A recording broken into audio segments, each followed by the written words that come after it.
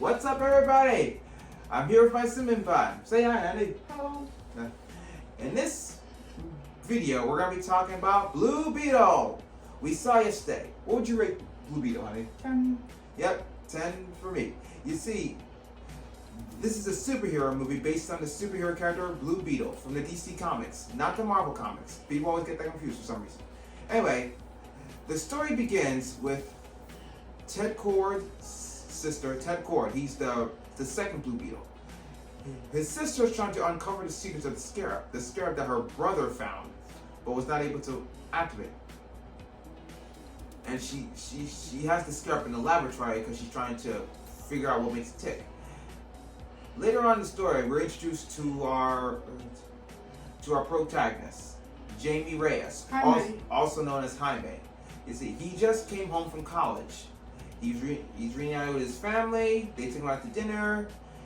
That's for celebration, and that's when he learned about his family's unfortunate comings, that they're losing the house, and that his father had a heart attack, and that nobody told him about.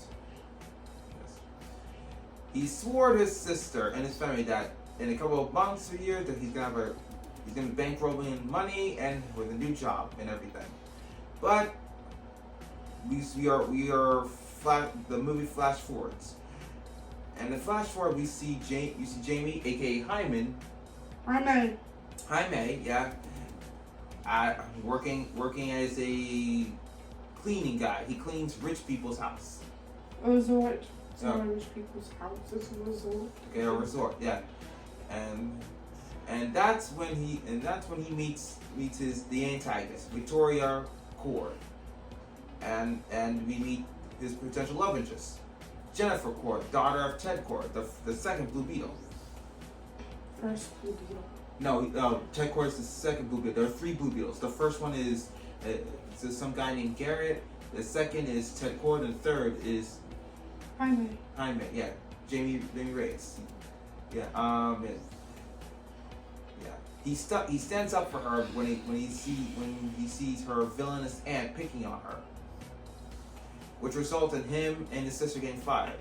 But as a thank you for standing up to her, he gives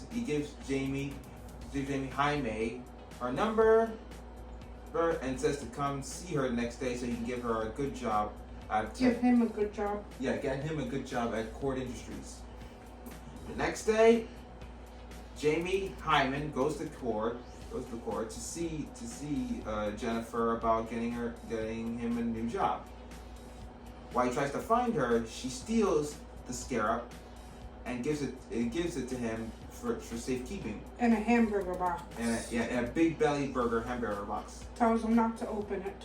Yeah, she tells him. He brings it home. Yeah, he brings it home. His family tells him to open it. Yep. He opens it. Yep. Well, at first his sister opens it. Yep. Takes it. Then Rudy, his uncle, touches it. Yeah. And then he touches it. But when he touches it, it attaches it. It attaches itself to him. Yep. And then he goes on a really crazy ride. Yeah, because the Scarab is trying to understand its host. Because the Scarab is a world-destroying machine that needs to bond to a host. No, it's part of the world-destroying machine. Yeah. And in the whole process, he ends up breaking a car's mirror and cutting a bus in half. Yeah, which was funny, right? Yeah, it was awesome. Yep. And then his family calls the police, but then later on he ends up bursting through the same hole he bursted through in the first place. Uh-huh. And then he knows that Jennifer knows what to do, so he tries to get to Jennifer. Yep. And then he finds Jennifer as she's running from a bunch of guys with guns. And then he asks how to get the Scarab off. And then Jennifer says that she knows where to go. Jennifer takes them to her father's underground lair, to which they figure out that there's no possible way to take it out unless the host is dead. Yeah. And then Victoria, in the meantime, discovers that she can transfer the Scarab's code into the OMAC to make it stronger. Yeah. So then in the process, Victoria burns down the family's house, and then his father has cardiac arrest, and unfortunately dies. Yep. And then they take Jaime to the laboratory. They hook him up to a thing that transfers the code, and then the one dude, I forget his name, the one dude with the glasses, the one dude who was supposed to keep the Scarab safe. The Victoria's. The Sanchez dude. Yeah. He says that it'll kill him. Victoria doesn't seem to care. No, she doesn't. So they start up the whole thing, where she says sacrifices must be made for the good. Greater good. The greater good. Yeah. So then they start up the thing. The code starts to process, but in the meantime, Jaime goes into limbo, sees his father. His father tells him that it was his destiny to be the Blue Beetle.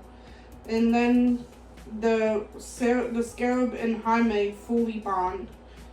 And then, but unfortunately, the code does get transferred to the OMAC, which is one of Victoria's henchmen.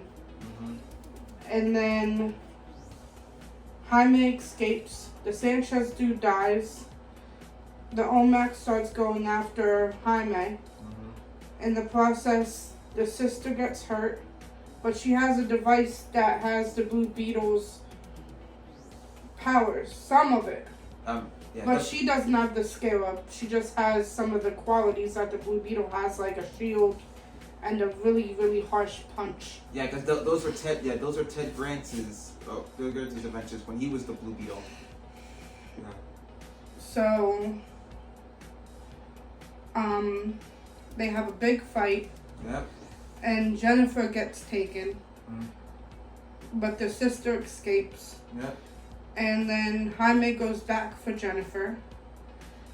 And he almost gets killed.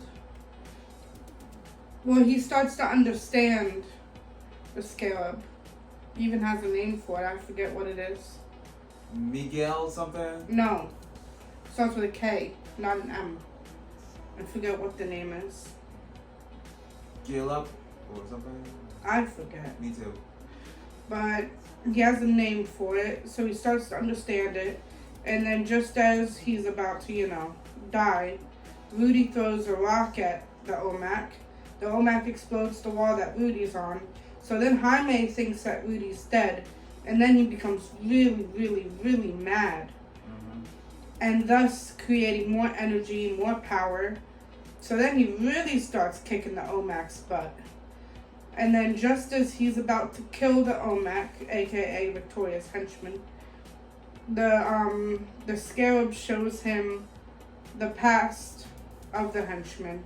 That he lost his mother, he was forced to be Victoria's henchman, he underwent a lot of surgery, and Victoria said the same exact thing.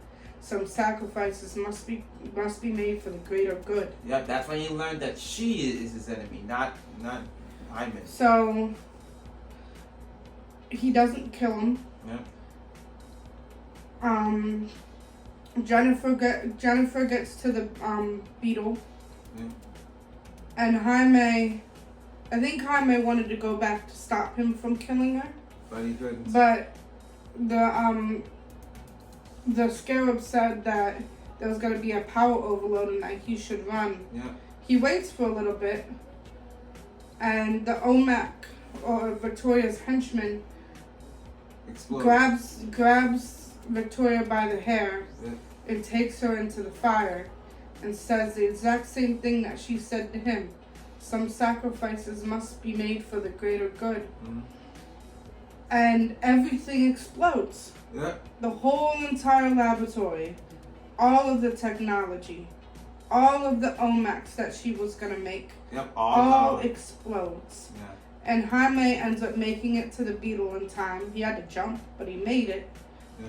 And then at the end of the movie, the house is still burnt down. Yes, but the